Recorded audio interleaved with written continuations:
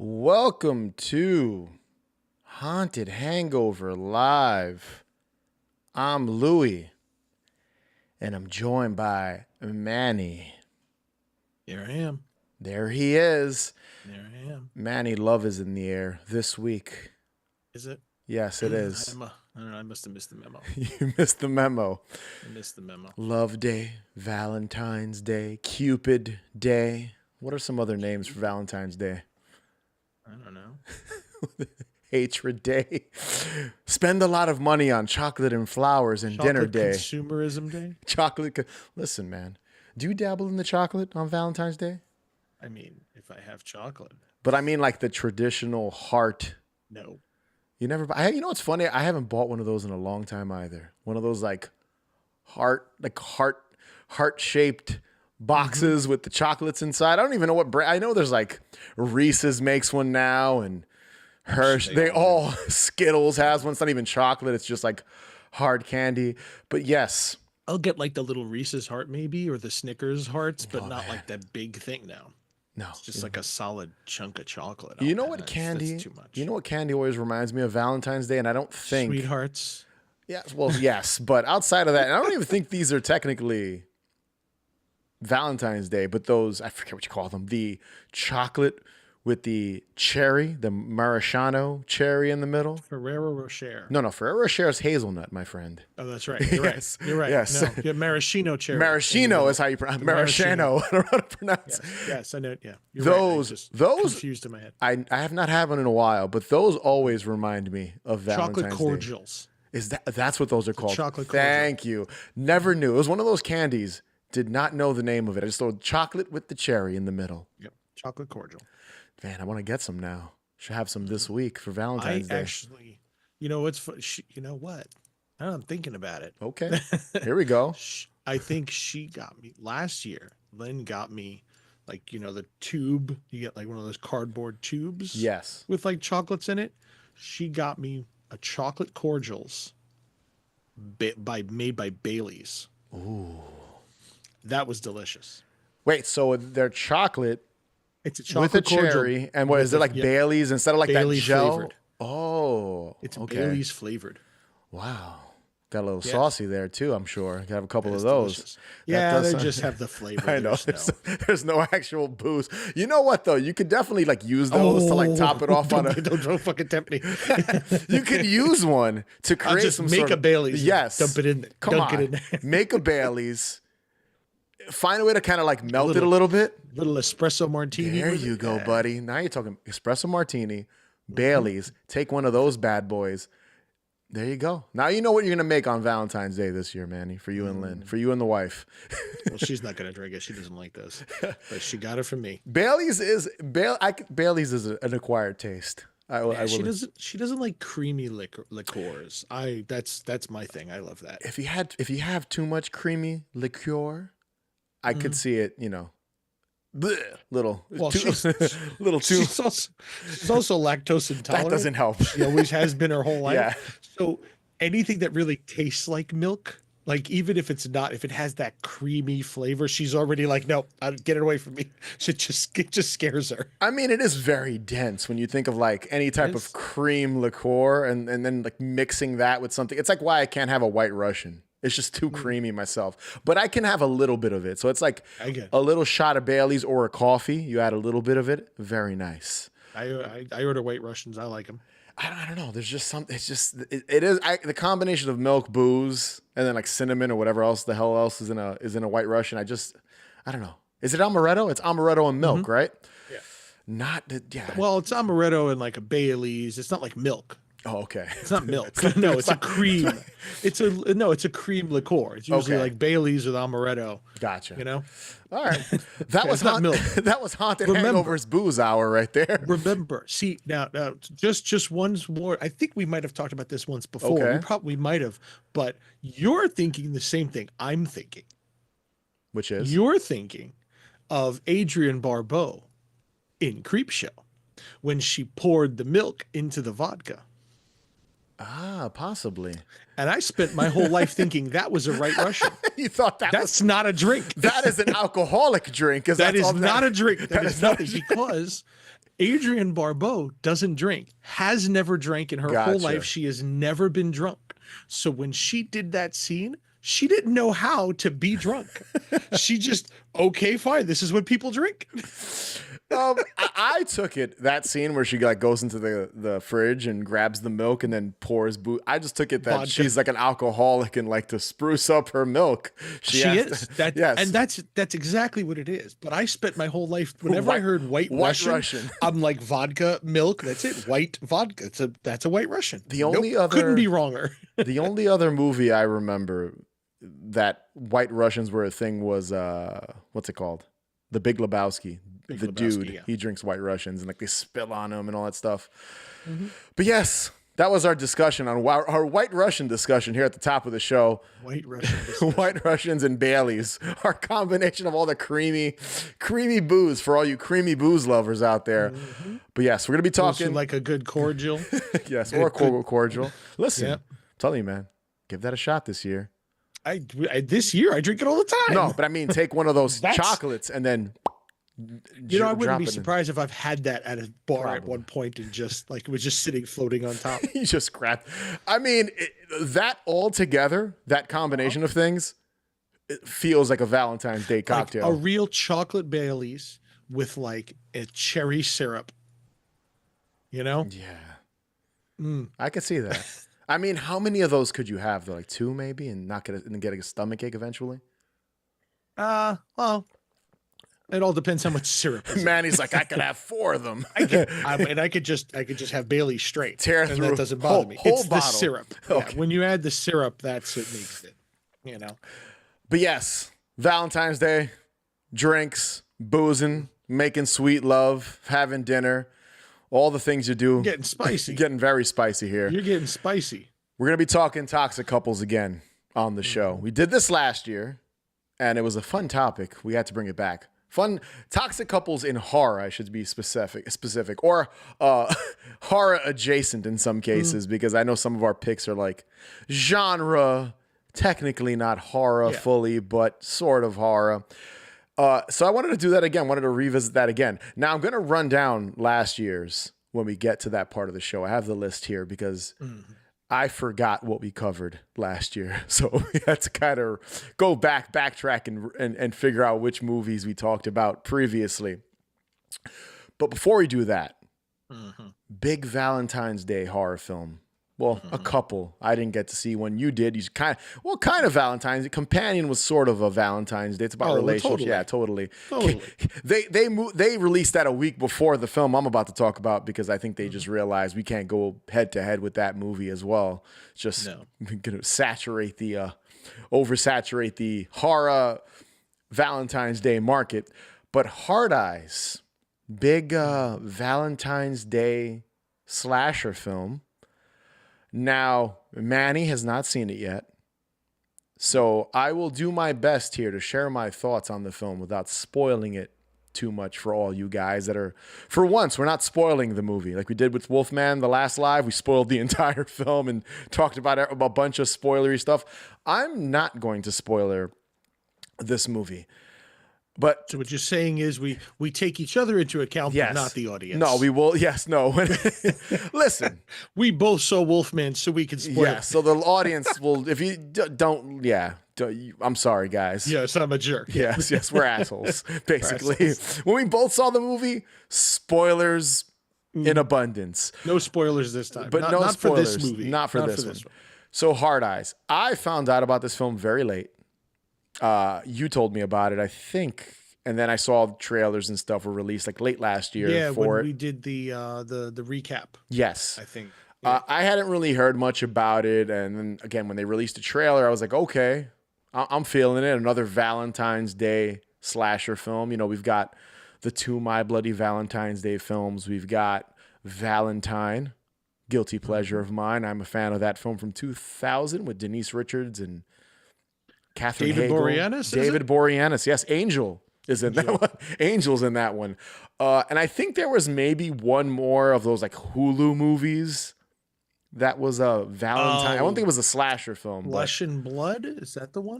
I think that might be the They Halloween had 2 one. I think there was like a Halloween one that sounds like a Valentine's Day one, but it was actually a Halloween one. But you might be right. I don't have those in my notes. The title Go of ahead that and one. talk, and I will look it up. Manny's going to confirm. But yes, Flesh and Blood was Thanksgiving. It's honestly, Flesh and Blood sounds like it would be a Valentine's Day horror film, not a Thanksgiving. Down and My Valentine. Those are the two that they did. Down was the one where they're stuck in the elevator. I'll be very honest. I have not seen either one. No, but when it comes to Valentine from 2000 or 2001 and the two My Bloody Valentine's Day films, the original and the remake, big fan of all three of those. So I was quite excited when I saw the Tentacles. I'll be honest. Those also Valentine's Day one. Those Hulu films, I missed a lot. They were hit or miss. Yeah, There was some really good ones. All holiday, and others themed. Like all holiday, like different holidays. Even school spirit, first day of school themed. Like they stretched holiday, stretching it there a little thin, but Daughter's Day. They just pick days that no one take your child to work. Appreciation Week. Oh my God. Take your child to work day. Made that into a movie. The spring full moon. Oh God. Blood Moon. Yes, it was. It was called Blood Moon. Really? Nice. Yes. That was a lucky guess on my part. Called Blood Moon. Wow, they really were just. I think they kind of gave up with that gimmick. I don't think they've released any more of those films in a little while. 2021. Yeah, they were like, all right, guys. I think Blumhouse produced a lot of them. Kind of just shit those out every month so people could watch them. But yes, back to Hard Eyes. I was quite excited. Another slasher film. Kind of getting, a big push, I guess, out in kind of the zeitgeist in the horror world and pop culture. See a lot of people talking about it. Mass killer with a signature look, which is always a good time. In the trailers and the poster, you see kind of like this weird. The best way for me to describe the mask, it almost looks like a helmet, but sort of like a doll, and the eyes themselves are in the shapes of hearts. Hence LED hearts. Yes, which I didn't want to say because maybe that's a spoiler. But you know what? It's in the poster. It's in the poster. Yeah. For the sake of the show, spoiler witch for the fuck of it. I'm not going to spoil the movie, but there she goes. There she goes. Spoiler witch. In case I hit you with a mild one, but I'm not. I'm going to do my best here. So, Hard Eyes, in a nutshell, film is about a girl who works in marketing, if I remember correctly. And she kind of messes up because the Hard Eyes killer is on a killing spree across different states. I think Philly and some other state, Ohio or something like that. And she kind of pushes for this diamond company, jewelry company, a marketing commercial that involves couples that died. So you've got like Rose and Jack and not Thelma and Louise. What is the other one? Bonnie and Clyde. Thelma and Louise. Bonnie and Clyde is what I meant. Yes, no, but they were not a couple. Not technically. Not technically, but Bonnie and Clyde were. They were ride or die, though. They were ride or die. So couples like that, like in pop culture, just people that are recognizable. That were Romeo and Juliet, big one. And since she put together that marketing campaign, she put together that marketing campaign, and she's also dealing with a breakup. So it kind of works with her character where it's like, all right, I just got out of a relationship, so she hates love. It's kind of like she unintentionally created this kind of whole marketing commercial, and it's all like love and death. Okay. So she meets a guy at a coffee shop and gives him a bloody nose. I won't talk about that anymore. That's a good scene. And it turns out this guy who's the hot guy she meets, bumps into at the bar, is actually someone that's going to help her in a very kind of quick pace because she needs to. Her boss is very upset about this marketing campaign because it's not good timing with a serial killer that's killing couples to release a commercial like this. The hot guy, played by Mason Gooding,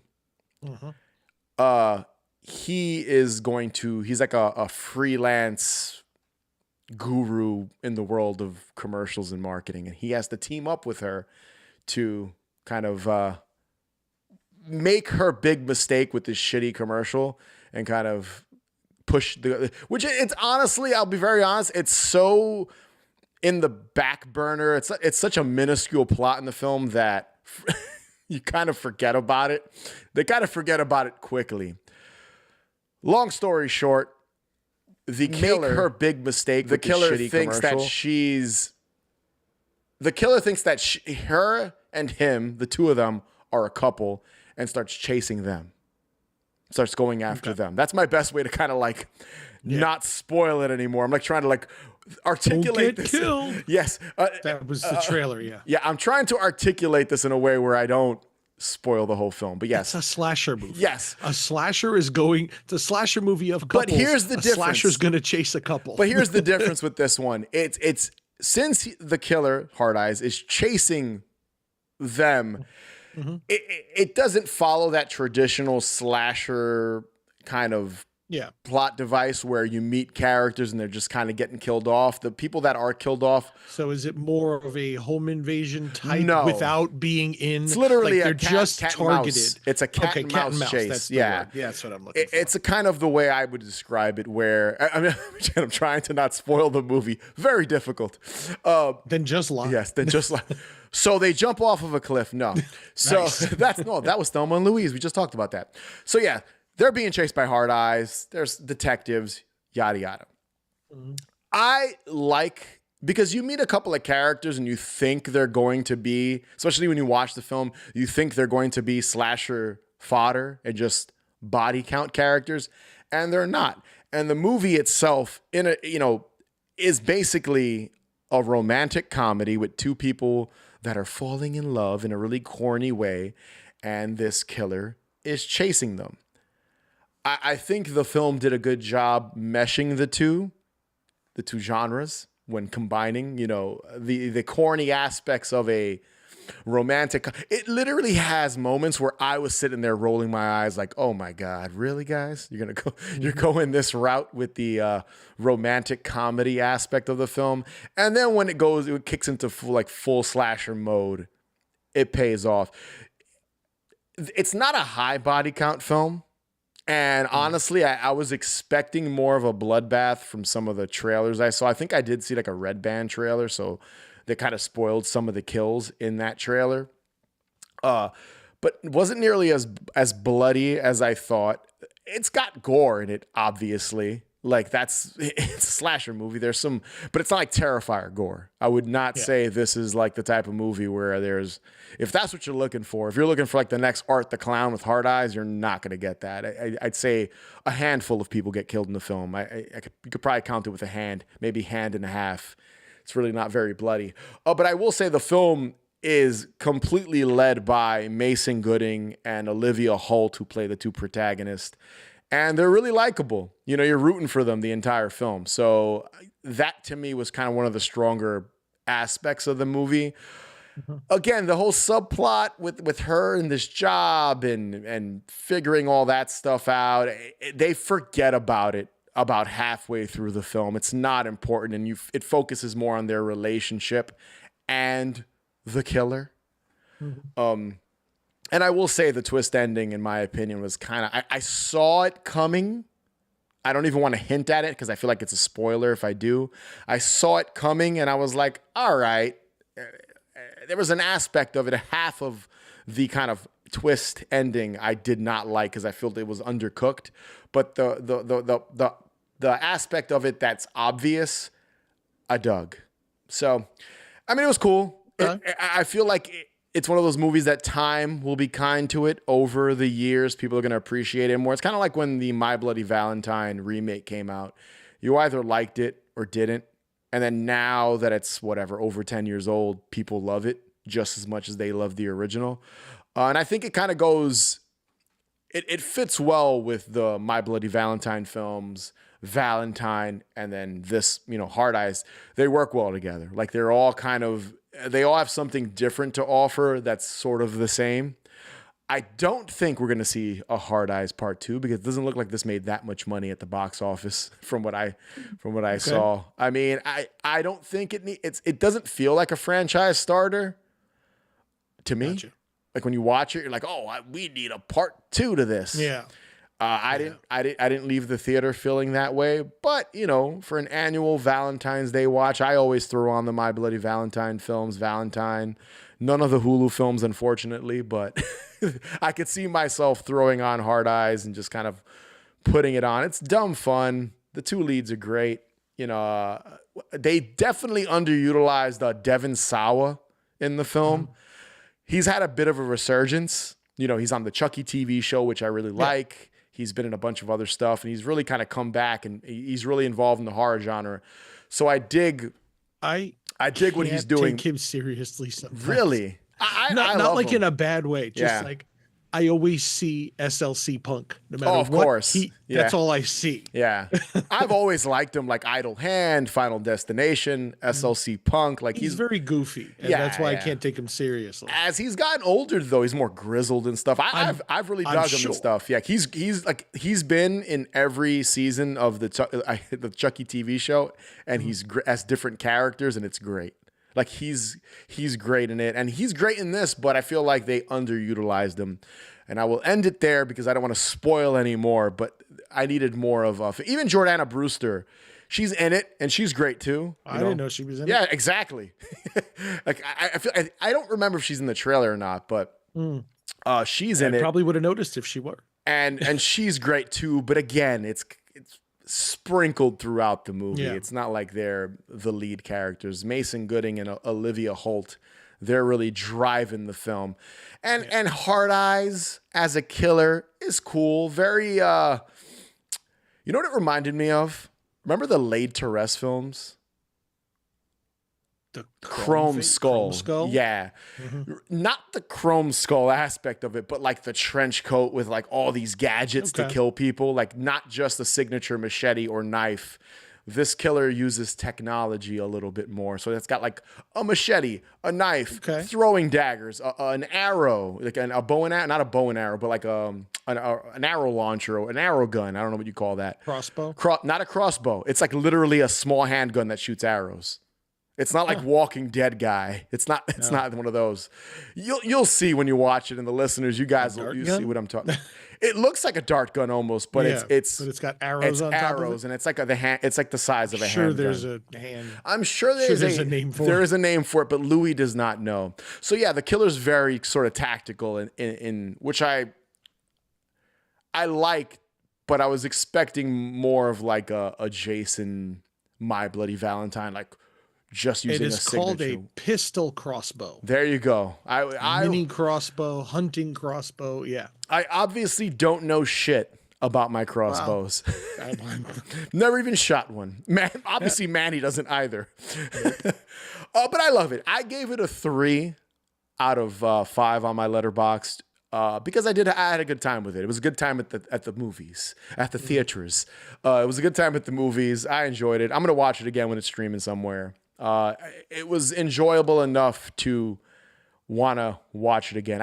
I didn't leave the theater like, oh, did I like that? I knew I dug parts of it, but there were like everything. There was stuff I could have done without that I cannot talk about without spoiling the film. Yeah. So moving on, that is my Hard Eyes non-spoiler review attempt at not spoiling. It dodged a lot of bullets there. I almost slipped once or twice. So I think I did it pretty good. Manny, did I spoil the movie at all? No. There you go. See? So there's the review. I dug it. Check it out. I was just ignoring. Co-host was just reading other stuff. Manny, any films you want to talk about on the top here? Anything you want to kind of dive into that you've seen recently? I mean, we talked Companion already. Yes, we already did in the last live we did. So I saw Companion, and that's about it. Yeah, I don't think I watched anything fairly recently. The Monkey comes out in a couple the Monkey comes out. Yeah, Monkey comes out next week, so we'll probably end up jumping on here and doing a full spoiler review because I guarantee you're seeing it before me. Mm-hmm. So I'll be seeing it when it releases on the 21st. So we'll probably end up jumping on here and doing a full episode, diving deep into the Monkey. Probably. All right, Manny. So I guess we'll just jump into the main topic. Ooh. Some toxic couples from horror, part 2. So last year, yes. I just wanted to talk about, to run down the ones we did mention. So if you missed that episode from 2024, sorry, definitely go back and check it out.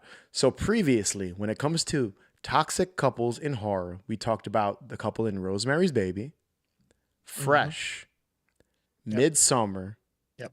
Love Object, The Invisible Man remake, Natural Born Killers, and had to mention The Shining. It wasn't really a pick of ours. It was more so just, it was like for us to avoid, it's like an obvious one. Just get it out of the way.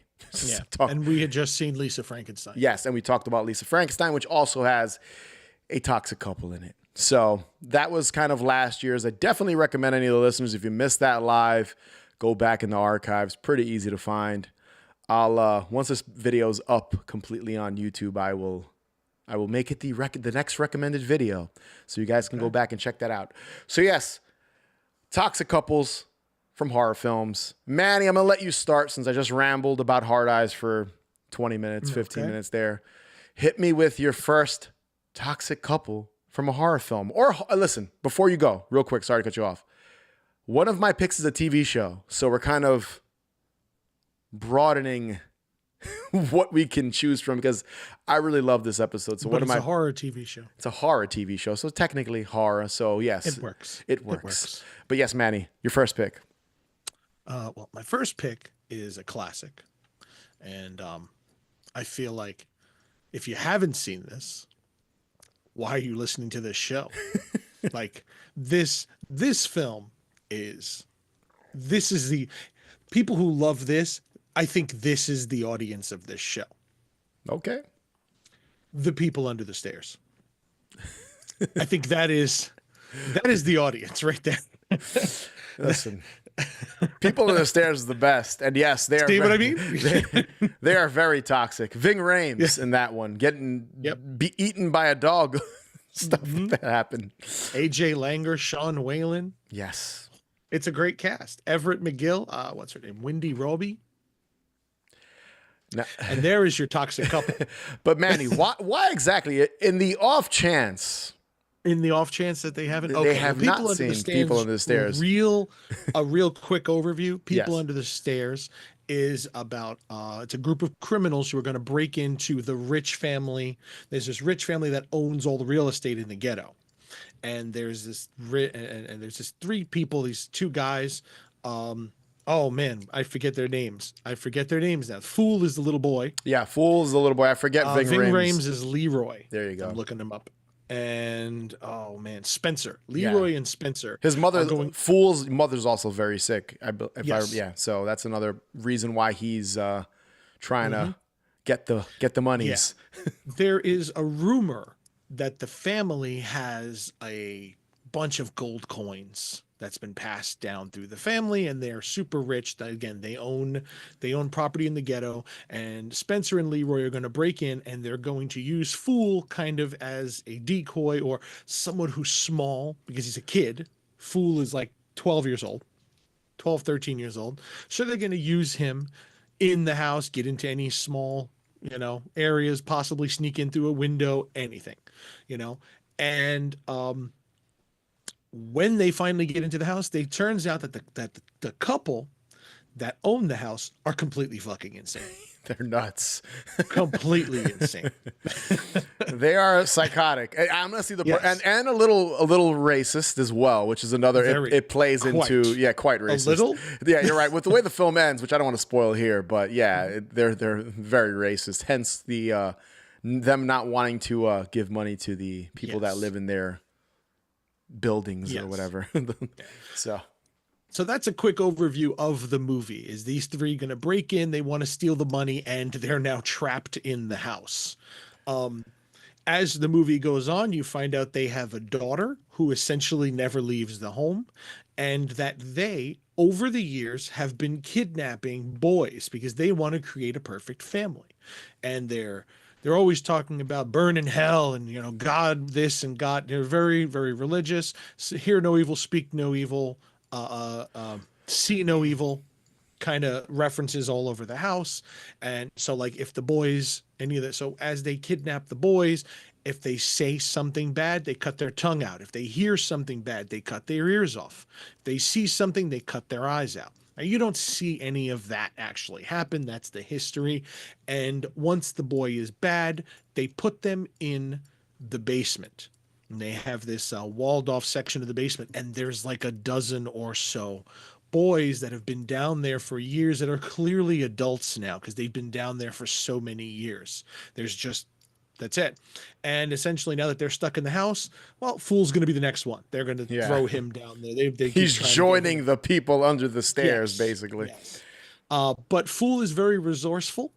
There is Sean Whalen, who plays one of the boys named Roach, that he escaped a while ago, and Lives he's in the been living, walls. living in the walls of the house. They cut out his tongue years ago, and the father's been trying to catch him. Yeah. But he lives in the walls, and he messes with them, and He's friends with the little girl. AJ Langer Yeah. plays the little girl Alice, and she sneaks food to him and everything because they're friends. So he ends up trying to help Fool get out of the house. And that's the dynamic that's happening. That's the story. Ving Rhames gets killed early on. Spencer, the partner, gets killed early on. You know, you don't even see Spencer get killed. He goes into the house, and that's it. He never comes out. Yeah, Spencer gets his way in the house, and then Fool and Leroy say, "What the hell happened to him? He must be trying to steal the gold for himself." So they break in, and Spencer's gone, and the couple end up coming home and locking them in, and that's where the movie begins, essentially. And the couple... Now we're going to get into the couple. Yeah. I've been avoiding it because we're here to talk about the couple. Yeah. But I'm just setting it up. I mean, he's him with like the suit and the shotgun. We haven't gotten there yet. I know. But continue, Manny. Okay, so the story is that this family, I forget the name of I forget too. Basically, the home used to be a funeral home. Yeah. Okay, I forget the name. It's like Robeson, I think it was. I think it was the name of the funeral home, Robeson Funeral Home, or something. It's Robeson Crematory, whatever. Years ago, the family this is what they did. They were a funeral home, and they got rich first. They started getting rich by selling cheap caskets and cutting corners. Basically, the family was a bunch of scammers, and this is like generations ago, you know. So they sold cheap caskets to people and ripped people off and everything. They were using death as a con. So somewhere along the line, this money got involved, and somewhere along the line, as Fool's grandfather explains to him, he says, the richer they got, the crazier they got. And the family slowly just went off the deep end. So mom and dad are actually brother and sister. Yeah. I always forget that detail, yes, honestly. They are brother and sister. They call each other mom. They call each other mama and papa, or mother and father. They do not have names in the movie. They are credited as man and woman. And they are Everett McGill and what's her name? Wendy Roby. They were actually, I think they still are actually married at the time. They had just finished Twin Peaks, and she went in to read for the film. And after she did the audition, the casting director said to her, "Hey, is Everett in town? We'd like to have him read for the," and she's like, "Yeah, we were shooting this weekend. So yeah, they're in town. We're in town. Bring him in." He came, and that's it. That's how they cast them. After seeing her, they were like, "Oh, that'd be great. Just get the two of them to do it." That is pretty funny that they're both on Twin Peaks, and then they get these roles and hitting people into the stairs. Like Wes Craven, it's like, let's hire them. I mean, that is pretty funny. Yeah, that's literally what the casting director did. What year was People on the Stairs again? 91. So that's literally Twin Peaks time. Well, they had a weekend off. They finished shooting for Twin Peaks, and on Monday they started rehearsals for this. It was literally went one to the next. So it was exactly during Twin Peaks time. So we have this family. The two of them are completely... Don't want to trigger Manny. Let's begin. Twin Peaks. Original Twin Peaks is good. Okay, just the original. Not that was the last live, Manny. Yeah. Original Twin Peaks. I enjoy that, and they're great at it. Yeah, they are.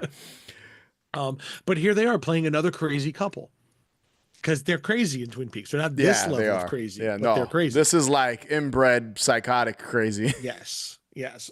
So they don't actually have a child. Again, they don't actually have a child. Alice is another kidnapped child, but Alice doesn't know this. The house is full of booby traps too. Like, wow, the booby traps. Like some of it has like there's dynamite in one. The stairs fall down into a slide. You know, they actually have a pantry that goes into the basement. Once the pantry opens up, the whole wall lifts, and that's the staircase to the basement. You know, when Fool finally, the first time he escapes from the house, he jumps off the roof and lands in, they have a little pond outside. And as soon as the father realized this is how he got out, he drained the pond and filled it with rocks and glass. They've got shotguns hidden all around the house. And they've got this vicious as fuck Rottweiler. They've got steel security doors all over the place and hidden portals and doorways and everything. And as you said already, for just one extra, no idea why, the father has a leather gimp suit that he likes to wear. That honestly, dude, the gimp suit is like always stood out to me. Just him with the shotgun, like chasing like Ving Rhames. Kill you! I know, chasing Ving Rhames and chasing Fool around the house. And a full-on gimp suit. Just a full gimp suit. Why? And I don't even think it's ever explained. No, it's not. It's never. It's like. He disappears, like something happens that he just shows up and there he is, mask, full suit, gimp. and the mother never does anything like that. Yeah, because there's no like weird sex stuff in it's not like Pulp Fiction with the gimp. Like it makes sense for that scene with like the dude in the whole like bondage suit, but in this movie, he just wants to chase them around. Unless it was deleted from the movie, he just wants to chase them around wearing a gimp suit. I should have listened to it. I have the Scream Factory Blu-ray, and there's 2 different commentary tracks. I wanted to listen to them, but I didn't. As you see, I have my tea here. My wife's been sick all weekend, and now it's starting to hit me. So everyone's it's kind of sick. I really didn't have a chance to just sit down and really pay attention. I put the movie on earlier, and I watched it just to refresh my memory. But to actually sit and take notes, my brain has not been there the last few days. So there might be a reason. I do not know the reason. Off the top of my head, if you asked me why he wears the gimp suit, I could not give you an answer. No. So if any of the listeners know, let us know in the comments or in the chat or anything. Just let us know why does he wear the random gimp suit? He tries to kill these people. There is zero reason explained. He's just a pervert. That's all. Yeah. That's all it comes down to. He's a perv. So they are a toxic couple. They are a brother and sister who are posing as husband and wife. Pretty sick. They own all of the land. They own all the 50 buildings in the ghetto, and they just keep raising rents until people can't afford it. And then they kick people out, they knock it down, and they put in towers. Yeah.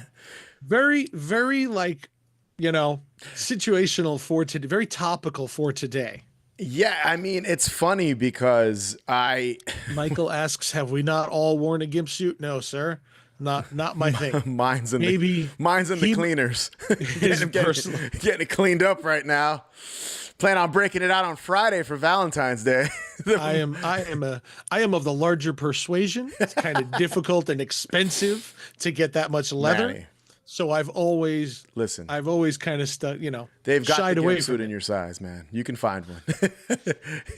It might be uncomfortable. Next Valentine's Day. 2026. Next, you know what? Next year, when we do this episode, full gimp suit, both of us.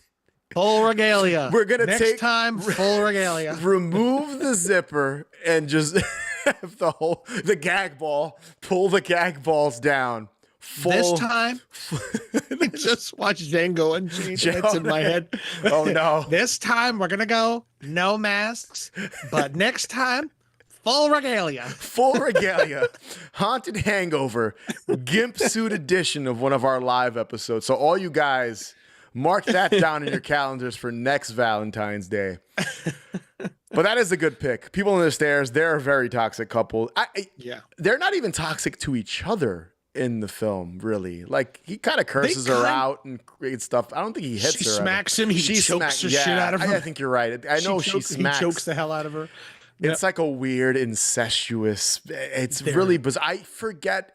People in the Stairs is one of those movies I watch every like few years, and I always forget, besides the gimp suit, where that comes from, that they're brother and sister, because it's kind of they explain that and it's kind of brushed over after that because of all the other. Cause there's so much chaos in that movie. Well, it's when he goes back to the grandfather. There's a dialogue scene that explains it. He says, "Oh, the crazy husband and wife," and the grandfather says, "Brother and sister." Yeah, brother and sister. Yes, and then he explains the history of the family. But then after that, it's just like chaos and the dog and all the craziness.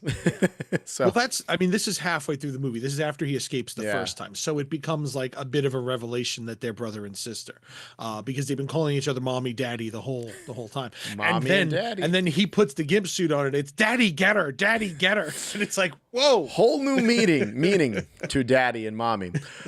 Good pick, Manny. Mike's in the chat over there getting all excited. Keep calling with the daddy. Daddy. Getting all excited. But yeah, that's a good pick. You inspired me to want to like rewatch People in the Stairs this weekend.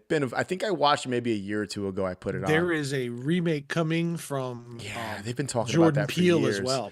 Yeah, it's been a few years. I remember Wes Craven was supposed to remake it or involved in the remake. That didn't happen. A TV show at one point. It's been kind of development hell for a couple of years. Yeah, I think Jordan Peele is going to be the one to get it done, though. If anybody's going to remake this, it's going to be Jordan Peele. Before I jump into my first pick, too, Lauren here says, "This sounds interesting. I've never seen it." Lauren, I am shocked you have never seen People Under the Stairs. Wes Craven film, really good stuff. Sorry that we kind of spoiled the whole movie here. Manny assumed everybody has seen People Under the Stairs. The movie is 34 years old. Yeah. So it's you kind of missed that one. Unless the sounds interesting you're talking about is Hard Eyes, but I'm pretty sure you're talking about People Under the Stairs when you. But I didn't spoil too much. No, you didn't. Some of it. It's not really I don't think it's a spoilery kind of movie. There's no like, oh my God, I didn't see that coming. It's not like one of those. I always felt that Texas Chainsaw, the OG, and People Under the Stairs made a good double feature. Like, I just feel like there's something. Obviously, they look very different types of films, but there's just something about the house with the crazy people in it and like that signature look with him with the gimp suit and the shotgun.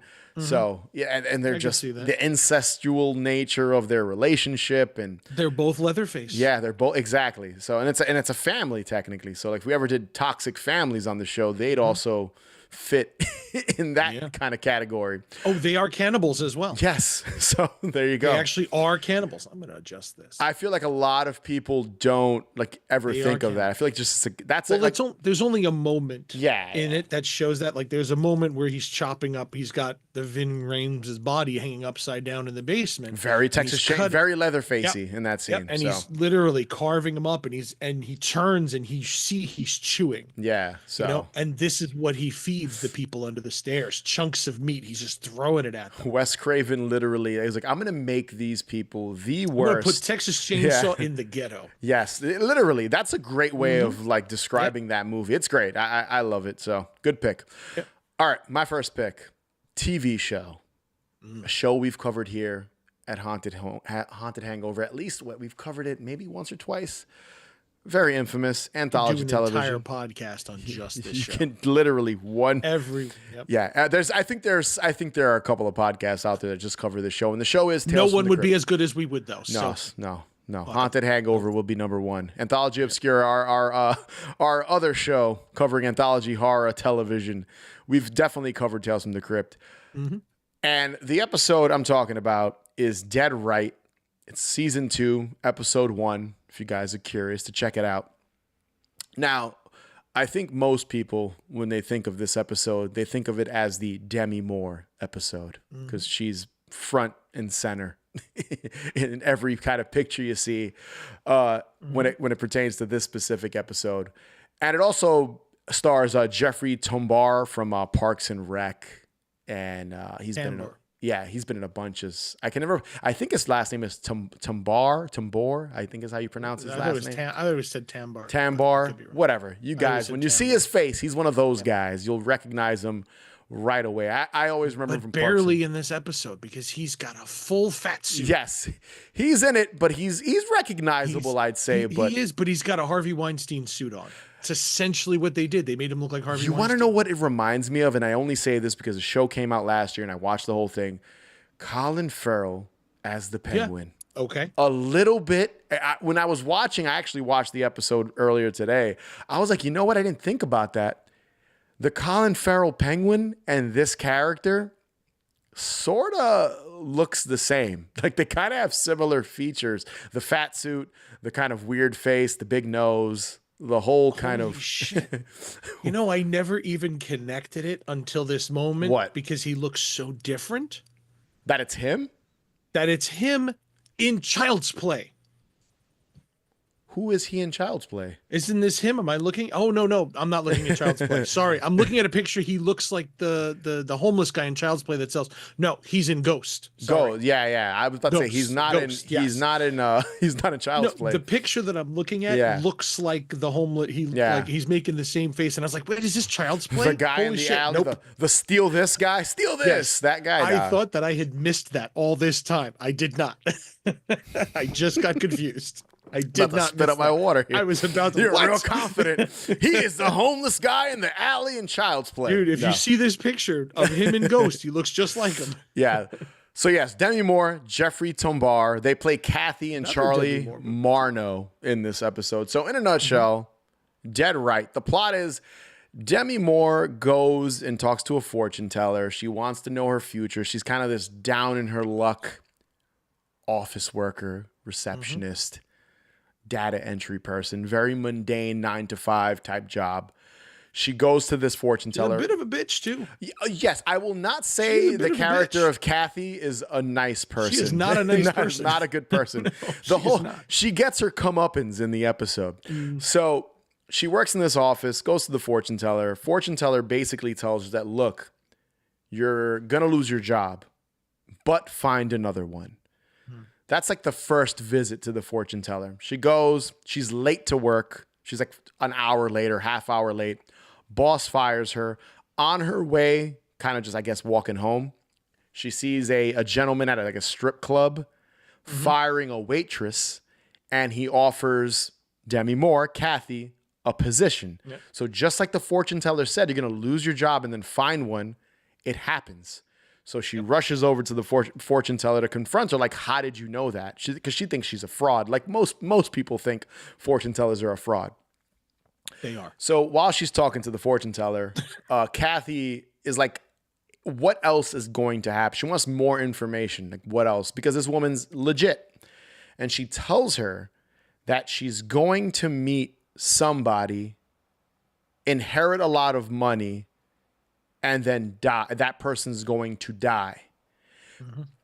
In very little detail. That's basically how she tells her. Like, you're going to inherit money from someone, and then that person's going to die, and it's all yours.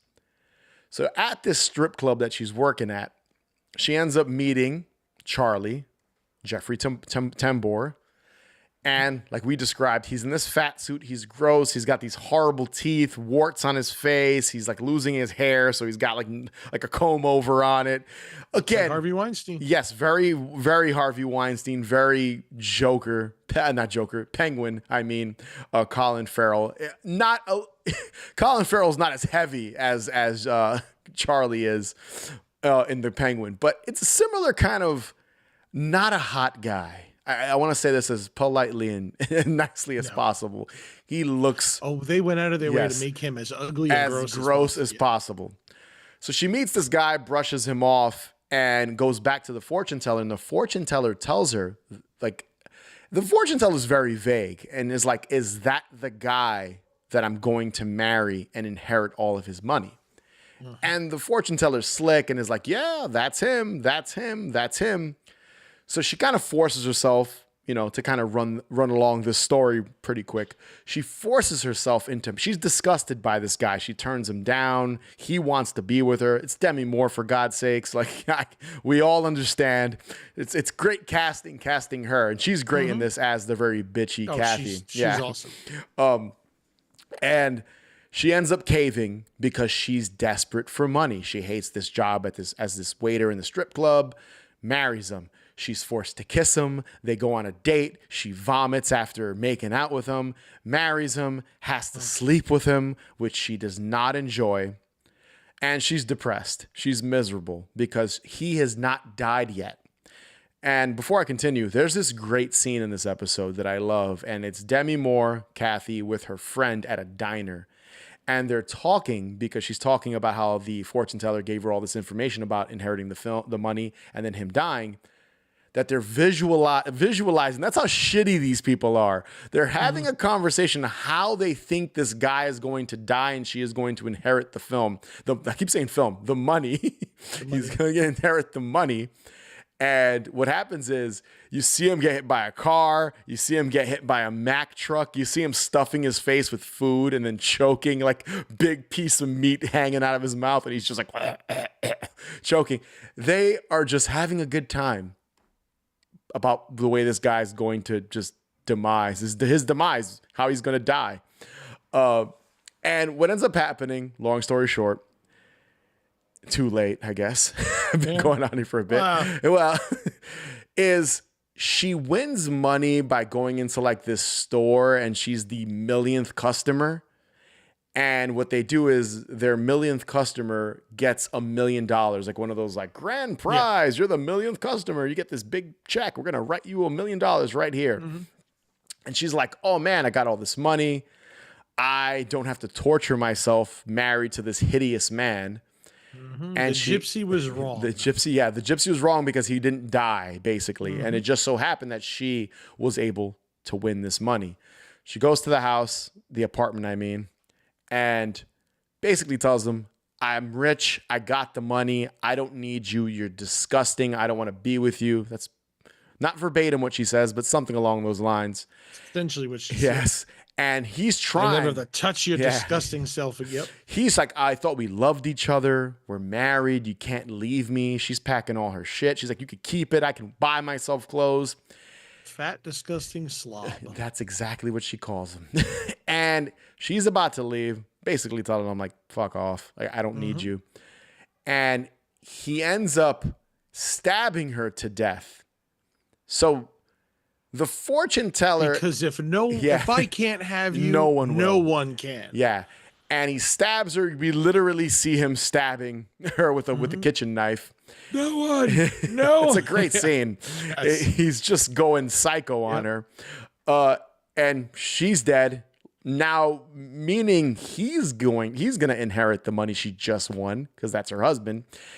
And it's kind of played up that the fortune teller knew this was going to happen. So she's kind of a vindictive, mean fortune teller. And she's kind of using people because another customer, the episode literally comes in with another customer coming in asking for her help or in her fortune, and she kind of snickers and all evil, mysterious.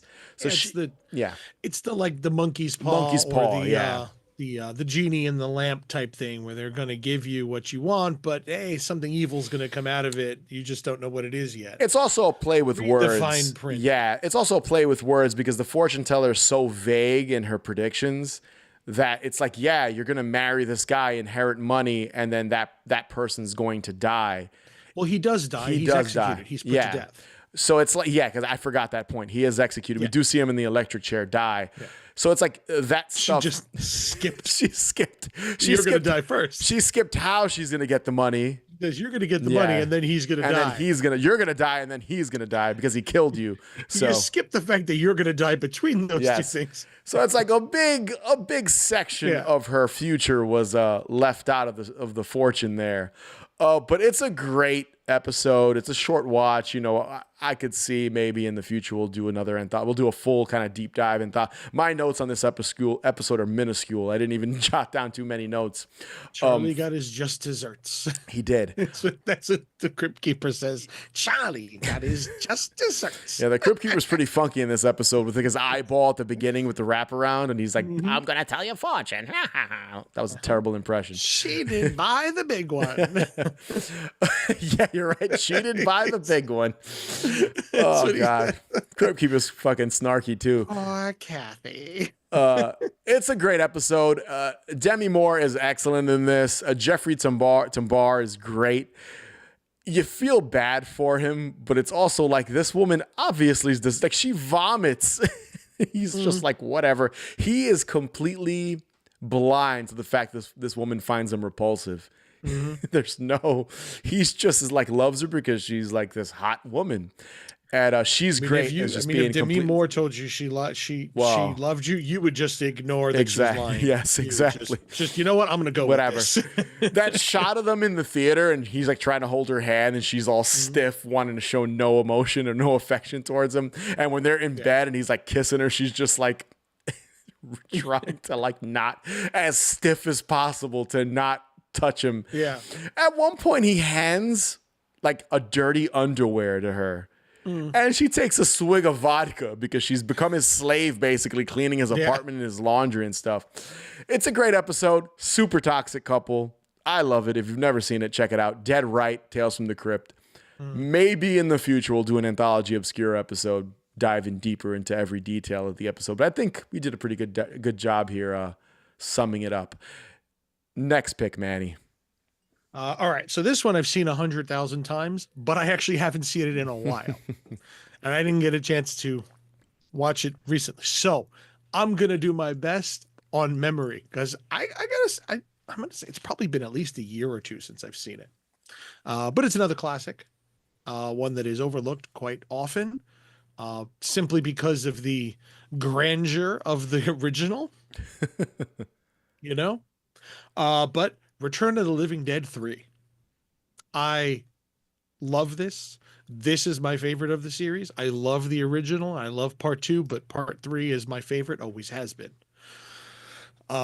In this one, we're connected to the other films, kind of loosely, but still it's connected.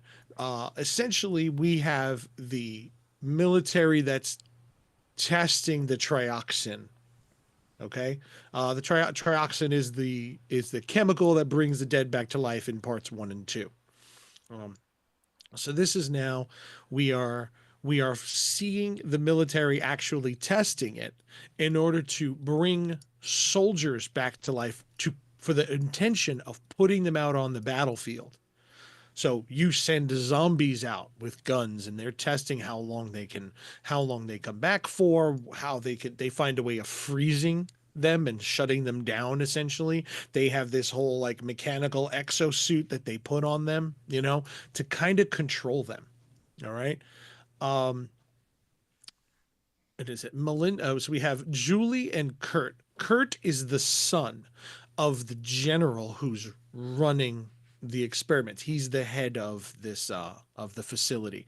Kurt is his son and Julie is his girlfriend.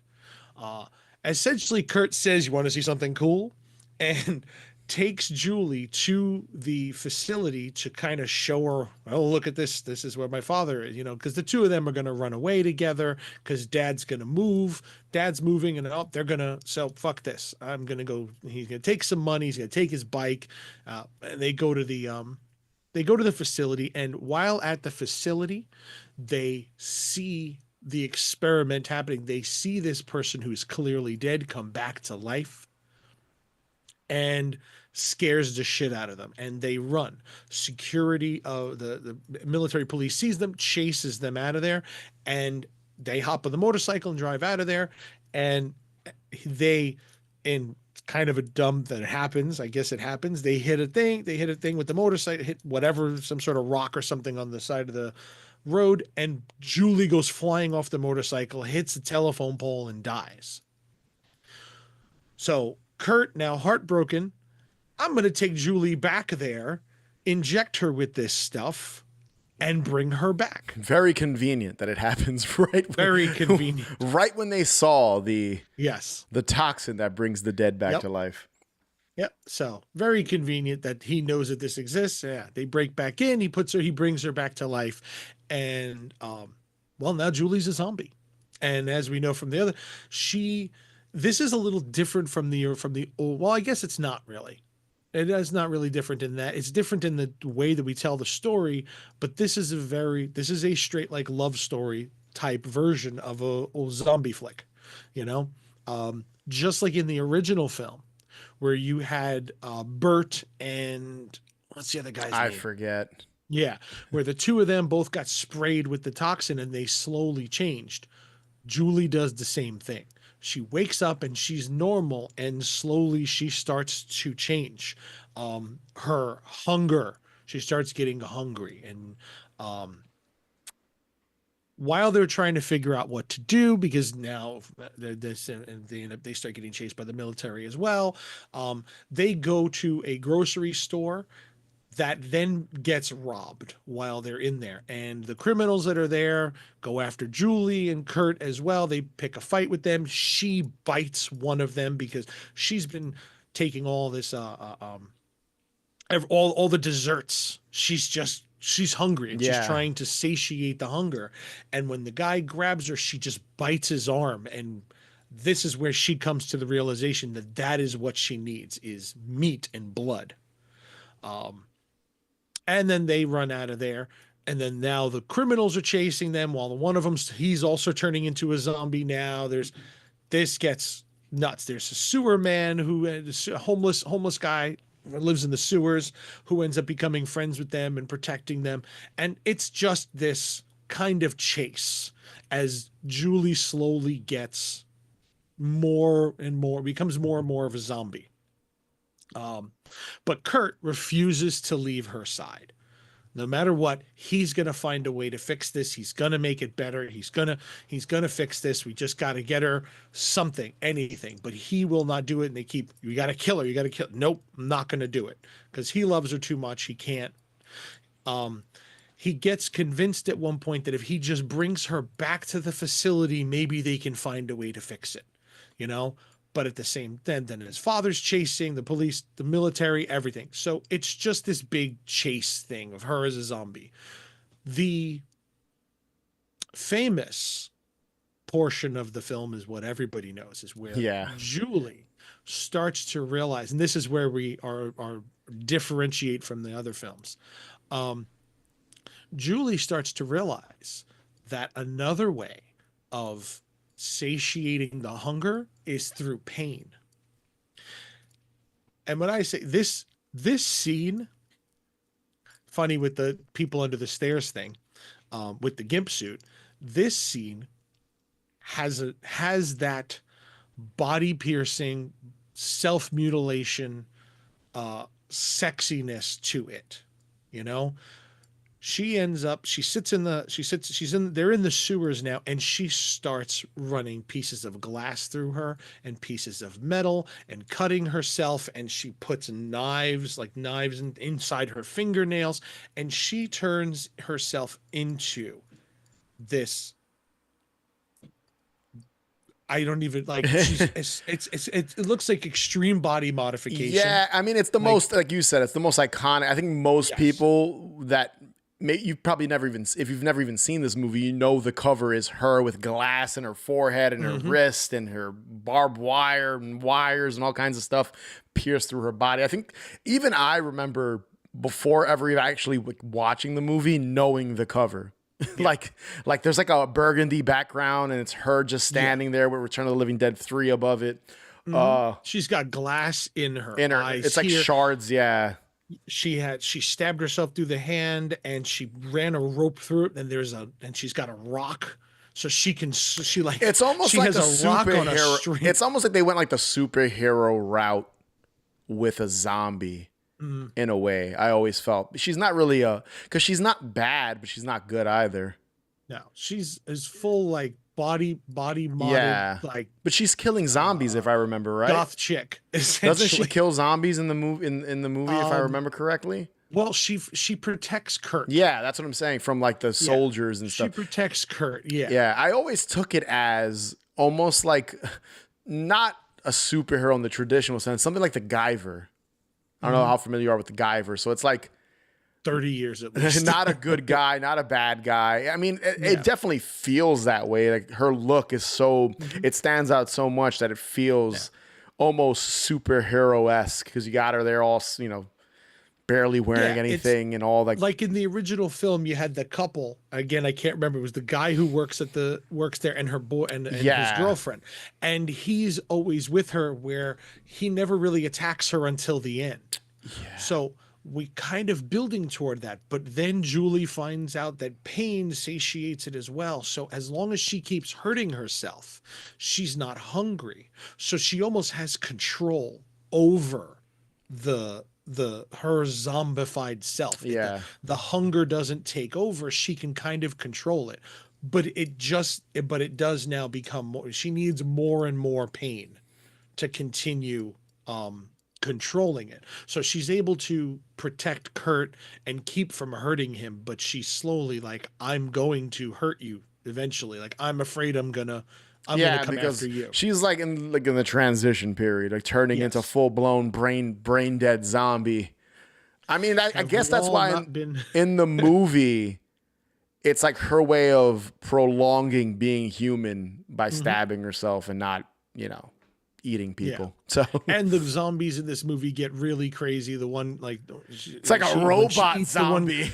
It's right. Oh, even the Spanish guy that they kill, like she pulls his head out of it and he ends up standing up and the body's standing there and like maybe 18 inches of spinal cord with his head on top of it. And he's just I remember this movie being kind of the installment that the one after it's like robot zombies, because this movie kind of had all the zombies altering. The one after this was, I think it was like robot years. It was like it robot was Rave to the Grave, and yeah, they had part 4 and 5. They came out back to back in like the early 2000s. Yeah, but I just remember this one being kind of like the zombies that do body modification. It was weird. Yeah. What a weird route to. I mean, it's a great movie, but what a weird route to go with like the zombie genre. I mean, no one else has ever really done it. Zombies are like jamming an axe into their chest and glass and stuff so that they can attack people and cause more damage.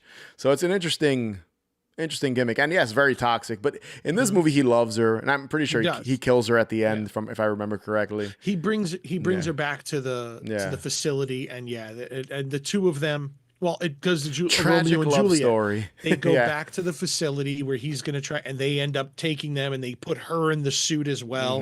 And then she has this very she starts to look like Lilu in Fifth Element. Yeah, and I don't think that had even happened at this point. No, where it's just like her in the suit, and she's naked underneath it.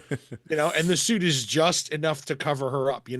And they're going to try to control her. They've got a mouth contraption and everything. So now he's got he surrendered her because he realized what he did. And then once he sees her and realizes that they're going to use her, well, that's it. Got to break her out again.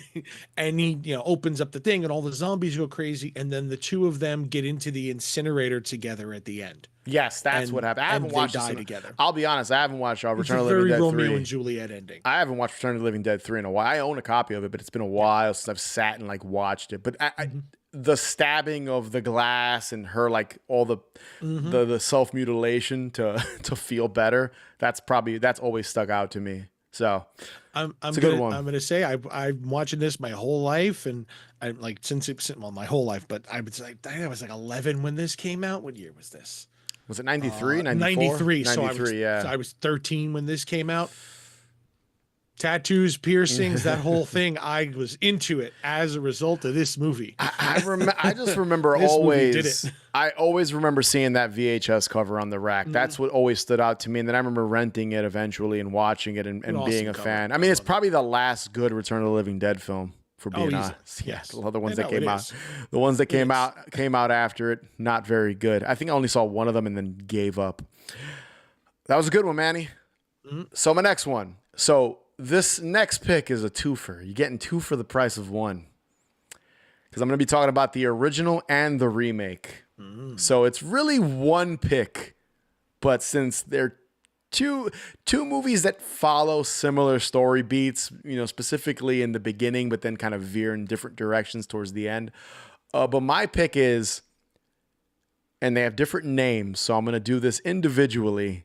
So it's House on Haunted Hill, the original 1959 film, and the 1999 remake. So in the original 1959 film, you have Frederick and Annabelle Lorraine, I believe is Loren, Lorraine. And that's portrayed by Vincent Price and Carol Omart. So that's the original 1959 film, Frederick and Annabelle Lorraine. Then in the remake of House on Haunted Hill, 1999, you've got Stephen Price and Evelyn, played by Jeffrey Rush and Famke Jensen. So that's the same. And the couple's very similar in both films. But where it goes is where things change towards the end. So if you're not familiar, I'm going to do my best. Oh, there we go. Michael George, 1990 remake for the win. Yes, I love the 1999. I love both versions of House on Haunted Hill. So they're both great movies in my opinion. I don't think I've seen the remake since it came out. Saw it in the theater too. I saw it in theaters, and I probably saw it So once or good. twice. I love it. On home video after it. I haven't seen it since. So The original also, I haven't seen that in a good 10 years. Howard's. So this is going to be all you. So funny enough, you mentioned that, and this actually will play into my final pick and when I get to that. But Howard's horror hangout, that weirdo. The Halloween special from last year, we aired the original 1959 House on Haunted Hill, and he gave his funny commentary in that episode as his attempt at being a horror host. So if you have not checked out the 2024 Halloween special, or AKA, I know you haven't, AKA Howard's horror hangout, definitely go back. Howard can go fuck himself. There you go. I love Howard. That's my boy. You can go back and check out that episode. That was really good. That was a fun time. He did a good job. I give him credit trying to be a horror host over there. But yes, if you're not familiar with House on Haunted Hill, I'm going to do my best to kind of talk about both films and the way they kind of go in different directions at the end. So in a nutshell, both movies are about an entrepreneur, rich type dude. In the original one, I believe he's just like a rich playboy. It was the 50s, guys. Like, that's kind of what Vincent Price's Frederick was portraying. He's like this billionaire, millionaire, not billionaire, probably more millionaire. He could have been 100-aire. It was the 50s. It was the 50s. I got a $10,000 bank account. Wow. Yeah. So he's one of those guys, playboy. She's like his fourth wife, and that's kind of his story. In the remake, same deal. You've got Stephen Price, who's in the so the way they changed it up in the remake, he's like an engineer. He designs roller coasters and attractions. Yeah. So he's one of those type of dudes. To the point that the beginning of the film, they actually shot it at Universal Studios and used the Incredible Hulk roller coaster at Islands of Adventure. To like they create a faux roller coaster, but use that real roller coaster in the film. So that's kind of Stephen Price's deal in the remake. He's this rich engineer, prank, ride design, attraction designer, engineer type dude. I gave him 50 positions there. And then Evelyn is his much younger trophy wife. So rich guy marries young woman who's his fifth wife.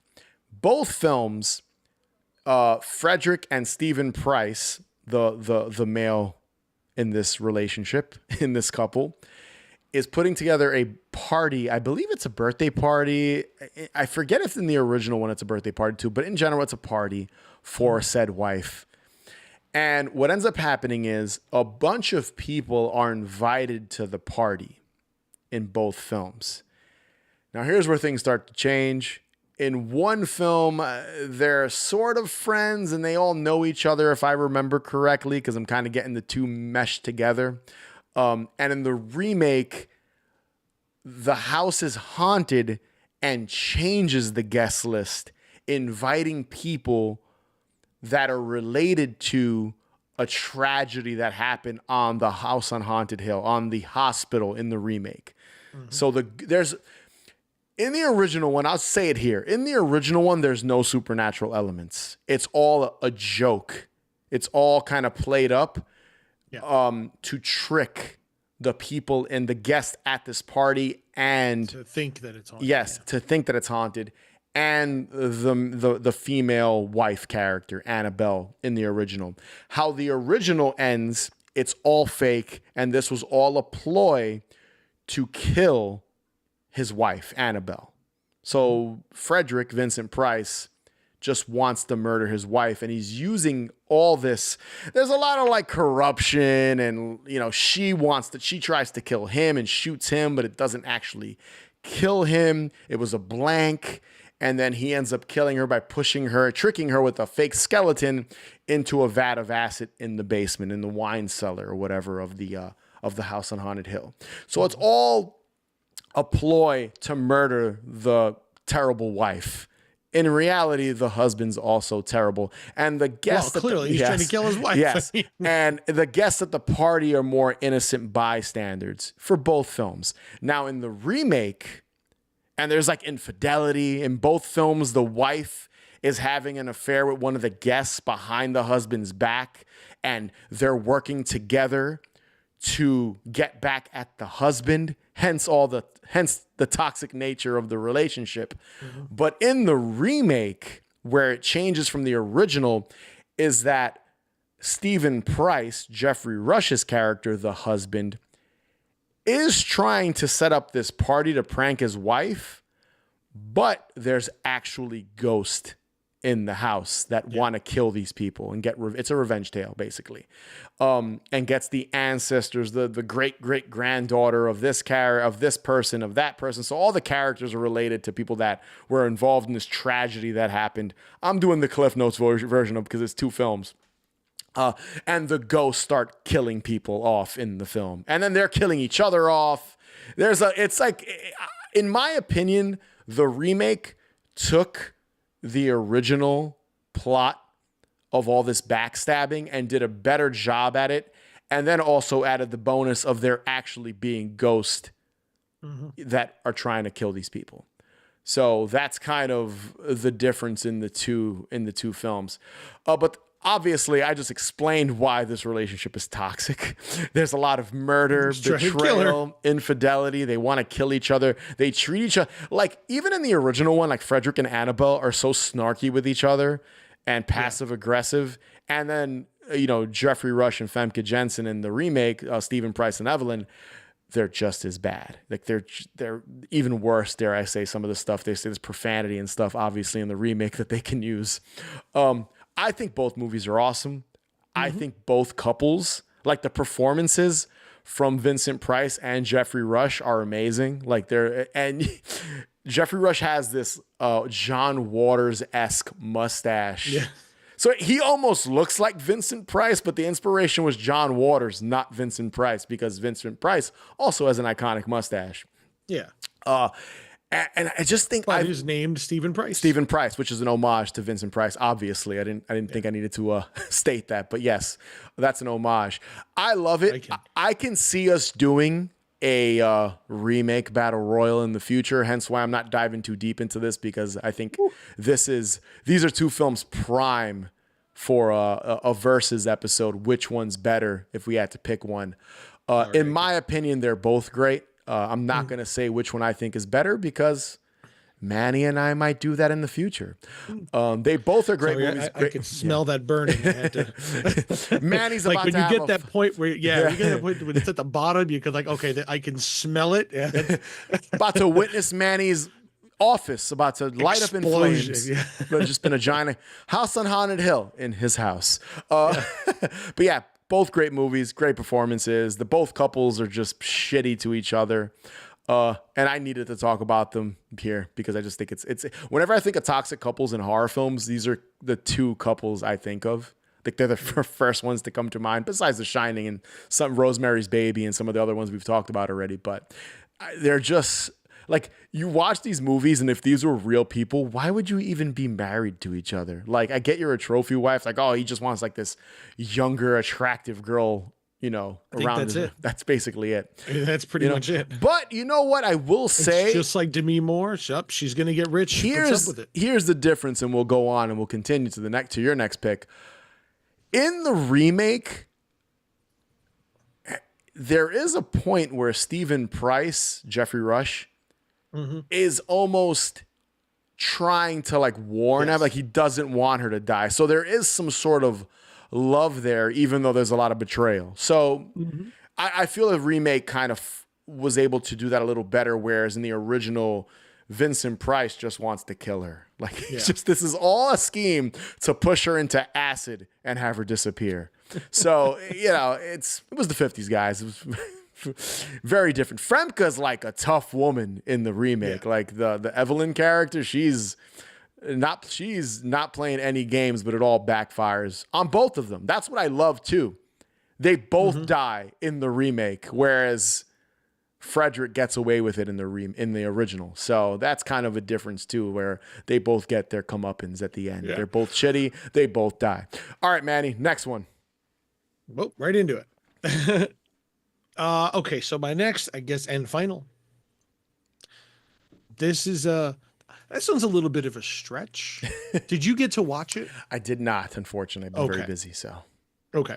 But I'm a little familiar with it because I think I have seen it. It's been a while, but I think I have seen it, and I know the plot of the film. So yeah, this one's a bit of a stretch as far as the toxic couple thing. But I feel it fits. It does. I would say it does. It does fit. Yeah, from what I remember and what I kind of brushed over on the plot of the film. Yeah. It's not the traditional couple.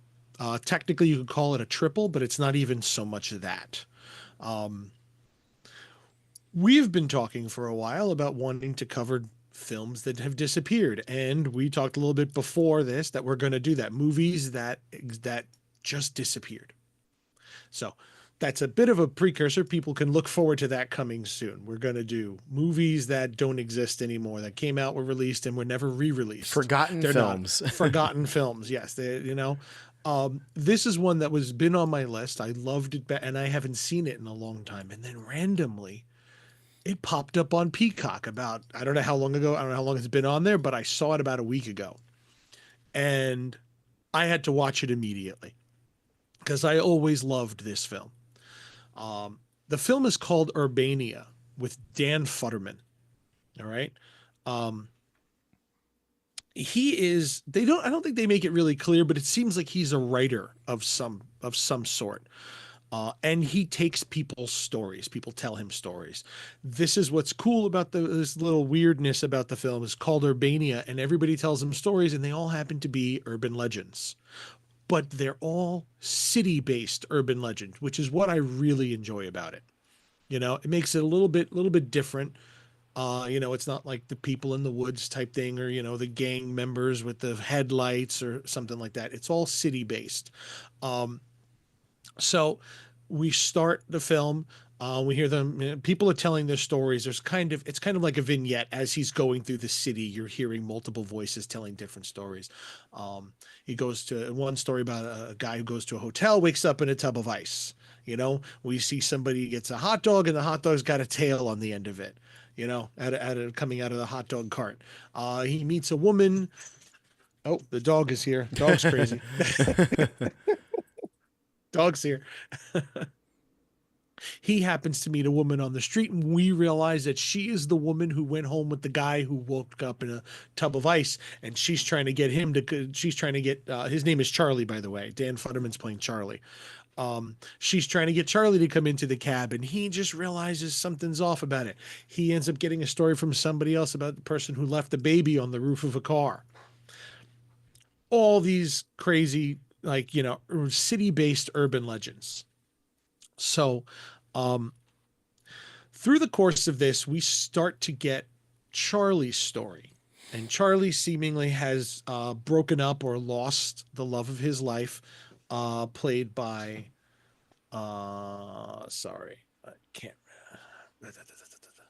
I had it written here and I lost it. I have Dean. It's not Dean. It's not Dean. Dean is the other guy. Chris, um, played by Matt Kessler. So yes, this is a gay love story. Okay, so nobody's confused on this. Chris, Charlie has lost Chris in some sort of breakup of some sort, and he's looking for, the way the story is being told is he's looking for someone new. Okay, he's looking for a specific person. There's this guy, we find out his name is Dean, that when he was with Chris, he would see Dean.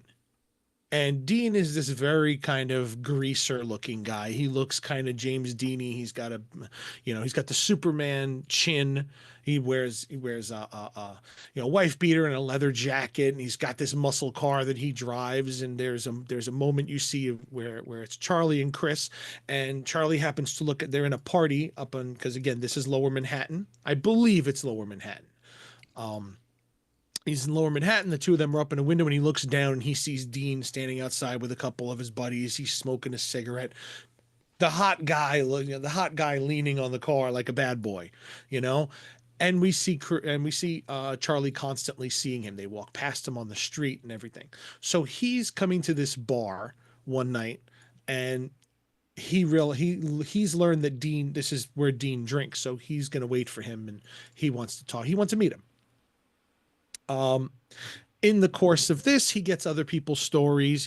He goes back. They have Alan Cummings is in it as well. He plays an old friend of theirs. They goes to Alan Cummings' place, and Alan Cummings is highly depressed, and he's clearly drunk, drinking himself in the middle of the night. And Charlie comes, and they have a conversation where he's really worried about Alan Cummings.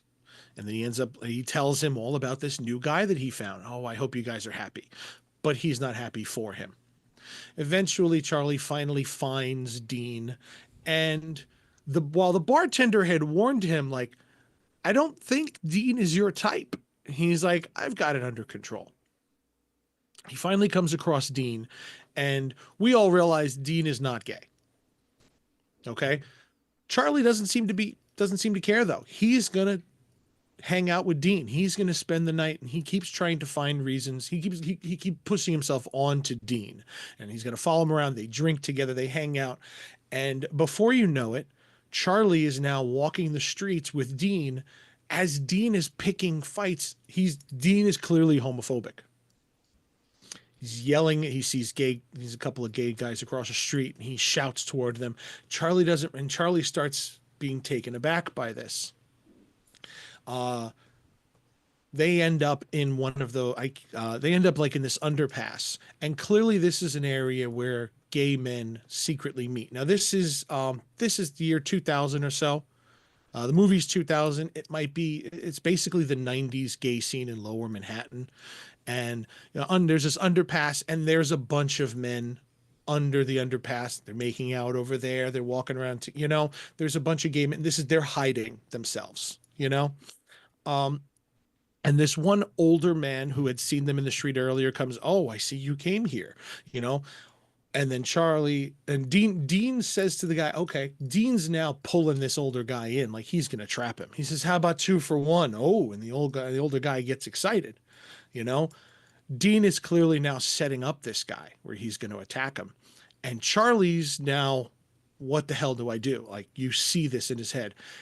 And the older man turns out to be a teacher, and one of his students, who's also with his boyfriend, shows up. Hey, Mr. whatever his name is, I can't remember his name, and scares the guy off. So we're now with Dean and Charlie. Charlie's sweating through this. It turns out, I'm just going to make this next, because we go through a lot of back and forth on this. Turns out that Dean attacked Charlie and Chris a while ago, and Charlie's been following him because he wants revenge. They beat up him and Chris, and we have flashbacks where we see Chris getting hit in the head with a glass bottle, and them. I don't want to drop all the homophobic slurs, but he gets very graphic in the language, I don't want to drop it, not because, anything, but YouTube's not going to like No, it.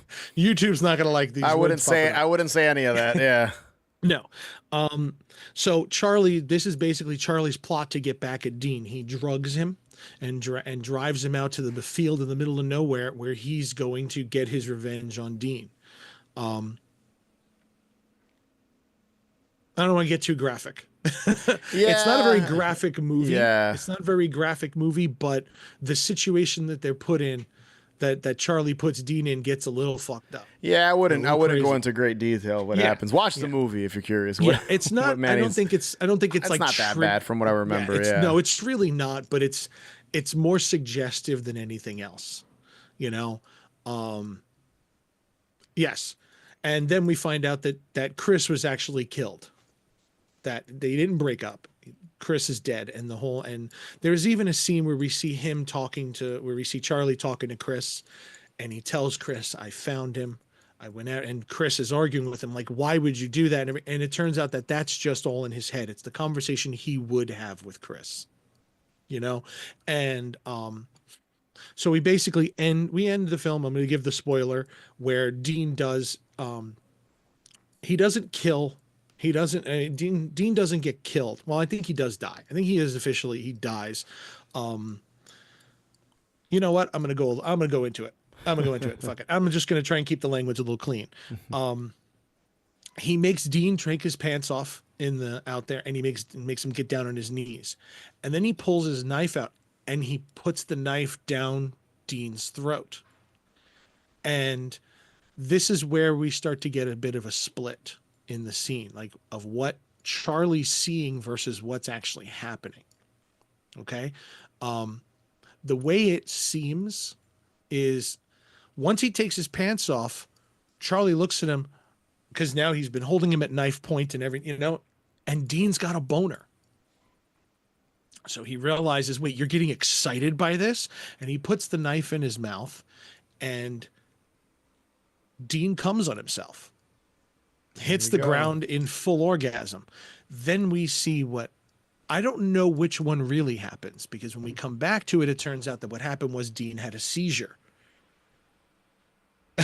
in that moment. So we see it two different ways, which is where that's why I say there's a bit of unreliable narrator throughout the course of the film, you know, where there's a lot of latent homophobia in Dean's character, you know, and Chris's and Charlie's need for revenge on Chris for Chris.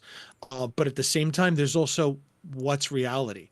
Like, so did he really have a boner? Did he really come on himself, or did he just hit the ground, have a seizure? Because we see him hit the ground, and then Dean gets in the car and drives away, and then we see the alternate version where. And he's talking to Chris, and he says, "No, I didn't. He had a freaking seizure, and I drove back, and I picked him up, and he took him to the hospital." You know, so which one is really real? I don't know. We end the film with Charlie in the middle of the street and Chris in his arms, just bleeding to death. You know, and and then he sees himself standing over the spot where he died, and he finally gets to say goodbye to Chris. Hmm.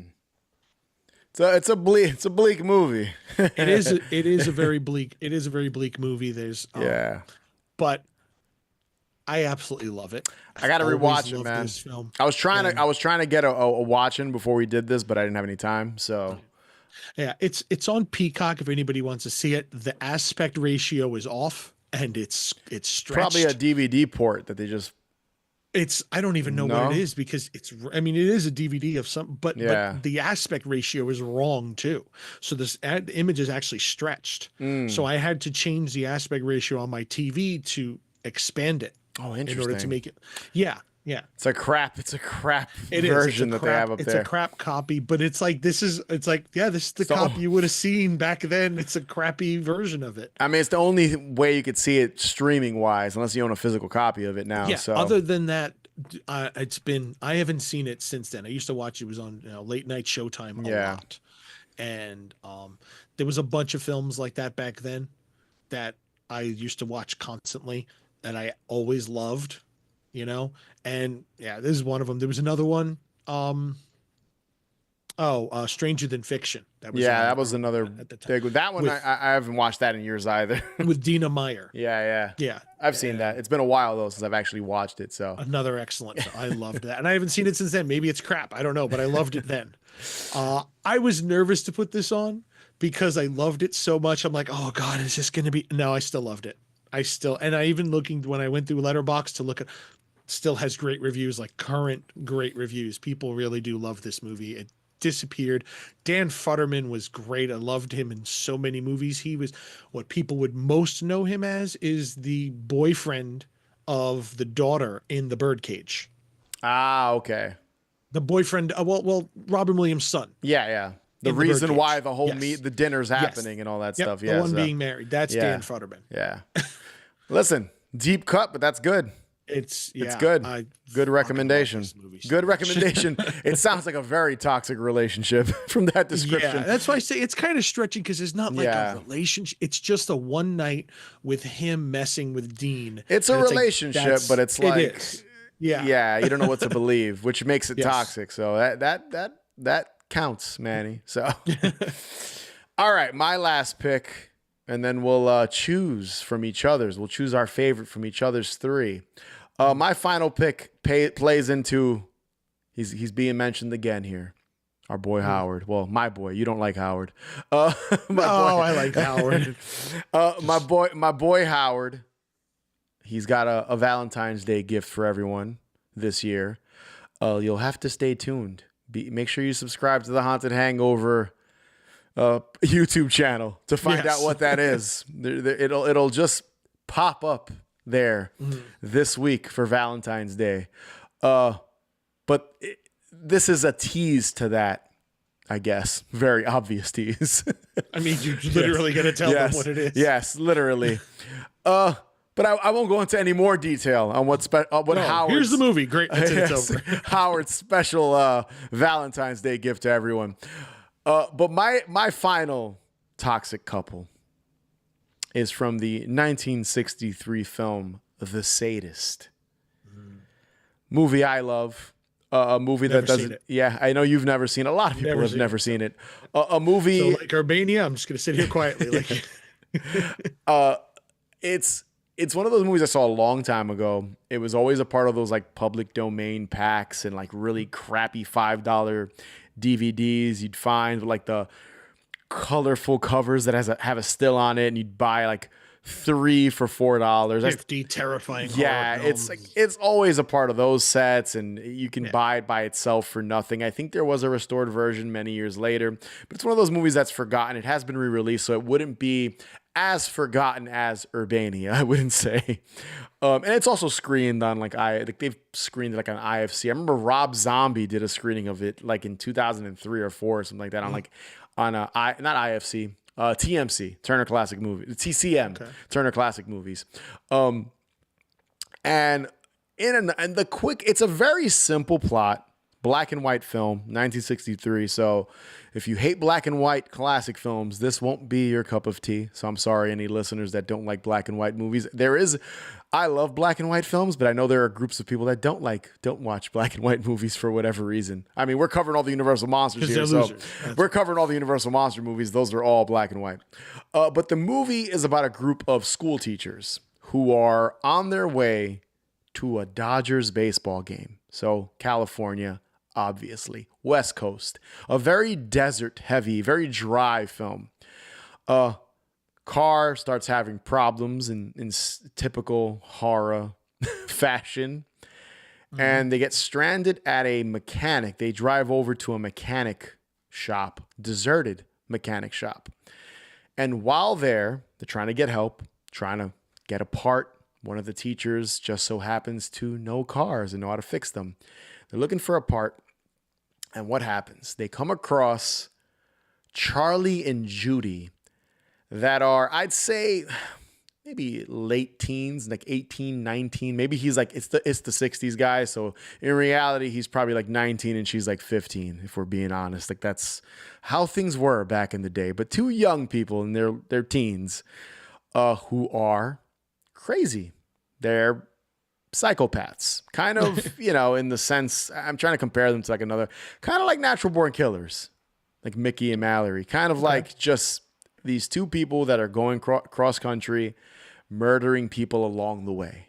It's kind of like my kind of road trip. yeah. And it's a very kind of, it's one location. So it's all at this mechanic gas station. And the cast is only 5 people. Two cops. I'm lying. There's 2 cops in it that have some very small roles, but the principal cast is 5 people, with dialogue, several scenes, and Charlie is played by Arch Hall Jr. And this guy, very unique looking dude. He's got like blonde hair, a very kind of smushy face. He's not like an ugly dude, because he was in this other film called Wild Guitar, and he's supposed to be this rock star, handsome guy in that movie. And this is the same actor in this movie. He's got like a unibrow. He's always putting the like Popeye face on, one eye closed, looking at them. He's addicted to drinking soda. And then you've got Judy, played by Marilyn Manning, who does not speak. Basically she can't talk. I think she can talk, but just barely. I don't even think she says anything. I think she just laughs and chuckles in the whole movie. And obviously, without being upfront about it, there's some control he has over her. Hence why I say she's probably portraying a younger character. He's controlling her. He's controlling everything. When he's threatening the teachers, it's all by gunpoint, because he has a gun. He's the only one with a gun. Yeah. And the teachers are trying to escape this scenario. Obviously, I don't think I needed to articulate that. They're trying to get out of there. They're trying to trick him, get their car running, and escape. And they're toxic, because I feel, and whenever I watch this movie, I feel like the character of Charlie puts himself above Judy in all scenes. She's kind of just like, I wouldn't say a trophy wife, because this guy's not wealthy, but she's just like his babe. He's just, it's the 60s. Yeah. We talked about this with Hammer Horror. That's just how women are treated. She doesn't speak, but she's equally as psychotic. Like, she has a knife. She's smacking up the other female lead in the film, ripping off her jewelry to keep it. They're both really shitty, and it's a great performance. And I feel the film itself is a little underrated. Not a lot of people talk about it. More people should be watching it, because of just how, like, Arch Hall Jr. is so good as Charlie in the film. He's intimidating without kind of, in the 60s, there was no profanity. You couldn't just tell someone like, shut up, motherfucker. Like, you couldn't say. So it's crazy that to watch a film where he's really violent, because there is shooting in this, there is stabbing, there is violence, without a single, F-bomb for the 90-minute runtime. And it's effective. And even her as the kind of mute Judy, the two of them together working as a team, him like, watch them, here's the gun, I'm going to go take this one to go get water. And they're just flirting. They're all over each other. They're obviously toxic. They're not good people. They're murderers. And they're desperate, because they too are stranded at the mechanic shop. So they're using these teachers to get the car functioning, to leave, to go on their murdering rampage. It's great, man. It's great. It's a great movie. Not enough love. They're both great. I've never seen it. They're super toxic. I'd recommend. I think you would like this. When you started explaining in the meeting, if I'd known what this was about, I probably would have watched Dirty Mary, Crazy Larry and said, "Let's do that." Yeah, I mean, it's one of those. It fits in that category of like Bonnie and Clyde, and obviously a much smaller budget and not huge name actors like Warren Beatty and stuff. Faye Dunaway, right? That's Bonnie and Clyde as well, right? Faye Dunaway. I think so. Yeah, I think it's Faye Dunaway and Warren Beatty. But yeah, it's a great movie. Toxic couple, super toxic. He's like, everyone's sweaty. They're like pounding down sodas throughout the whole film to kind of stay hydrated. The teachers are desperate. The other female lead's always crying, and it's It's a wild movie that this was made in 1963. So it's older than even Night of the Living Dead, and just kind of some of the creepiness. Like there's one scene where he beats up the other female like lead, not Judy. It's not assault in that way. But it's pretty horrific to watch him like smacking her up, throwing her on the ground. She's all dirty. It's kind of crazy to think that they made a movie like this in the 60s, especially the early 60s. But, you know, it's a different time. Wild days. But yeah, that's my final toxic couple, Charlie and Judy from The Sadist, 1963. They sound toxic. Yes, they're very toxic. Sound very toxic. Very toxic. And love soda. Big soda fetish in the film. A lot of soda. Yes, a lot of drinking of soda. Lots of pop. Lots of pop. It's yeah. I'd recommend anyone watch it. Maybe Howard will be maybe that's his gift. Maybe he'll be playing this for Valentine's Day, and you guys can he'll be screening this and you guys can watch it. But yes, Manny, if you had to pick from, I think I know which one you're gonna go with. If you had to pick from my three, from the Tales from the Crypt, Dead Right episode, House on Haunted Hill, both of them, or The Sadist, which one are you going with? Tales from the Crypt. I knew it. I knew it. Rattle off your three, and I want to see if you kind of have a guess which one I'm going to go with. Oh well, my three were I had Return of the Living Dead 3, People Under the Stairs, and Urbania. I think you're going to go with People Under the Stairs. Yes, People Under the Stairs. That was my favorite of the three. Urbania, honestly, similar to The Sadist with my pick. I've seen it, but it's not as fresh in my mind. It's been a long time, so I was going to pick that one. And as much as I love Return of the Living Dead 3, People Under the Stairs is a better movie. And that couple is like legit toxic. I'd compare them to the Sadist couple as well. 100%. Like just as like twisted. They are clearly the most toxic couple of the three that I picked. The other two are more like toxic situations that the couple are stuck in, you know, that they're kind of put into. But no, they are clearly Looking at my three picks, all three, and technically four, because House on Haunted Hill was two picks in one. All four pretty terrible people, pretty terrible couples, killers, murdering, betrayal, lying, telling people that they're gross and disgusting. So not a good way to treat people on Valentine's Day.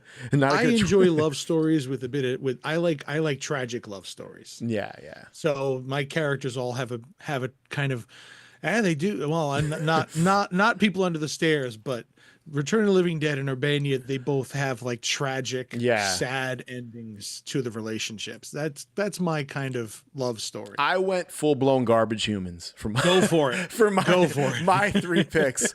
But yes, happy Valentine's Day, everyone that listened in the chat. If you're listening after the fact, happy Valentine's Day. Share it with the one you love. Hugs, kisses, chocolate hearts, like we talked about in the beginning of the show. Champagne, Bailey's with a little Bailey's drink there. Some cherry syrup. Cherry. What are they called? Cherry cordial. There you go. Already forgot because that was at the beginning of the show. But yes, subscribe, follow us on all the social medias at Haunted Hangover, Blue Sky, Twitter, Instagram, all that good stuff. Rate and review us. It'd be greatly appreciated.